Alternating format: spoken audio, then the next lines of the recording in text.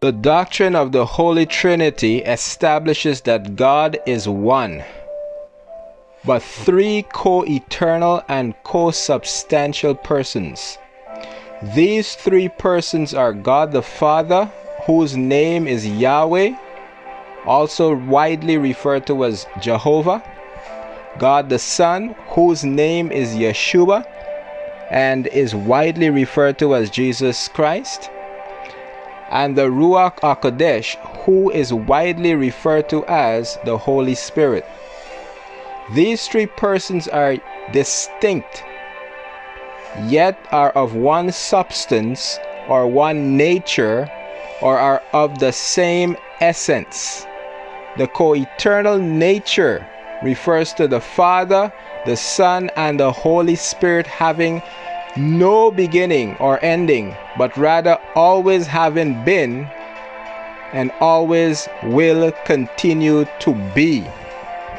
The deity of God the Father is not often called into dispute, but the idea of Jesus Christ the Son being equally God is not always readily accepted.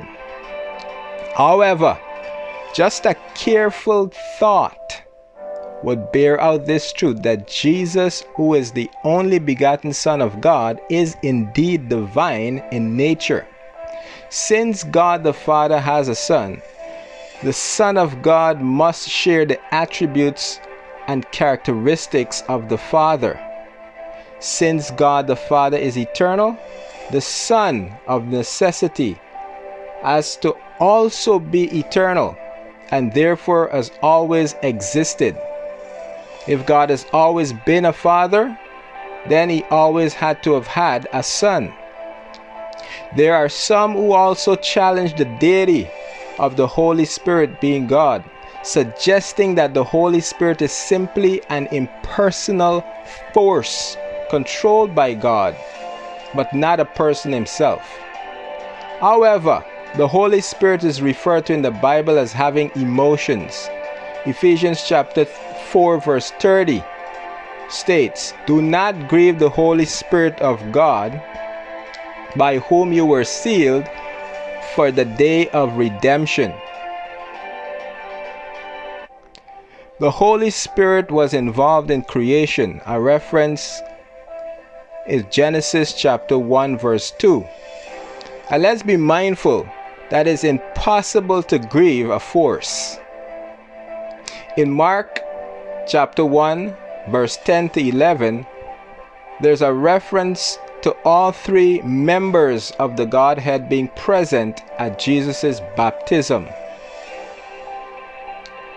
The verses read, "And when he came out of the water, immediately he saw heaven being torn open, and the Spirit descending on him like a dove. And a voice came from heaven, 'You are my beloved Son, in you I am well pleased.'" Now, although this doctrine of the Trinity is not easy to understand and even more difficult to explain, it is important for us to go beyond in our understanding of the triune nature of God, and in so doing, it'll compel us to have a closer and more intimate walk with God.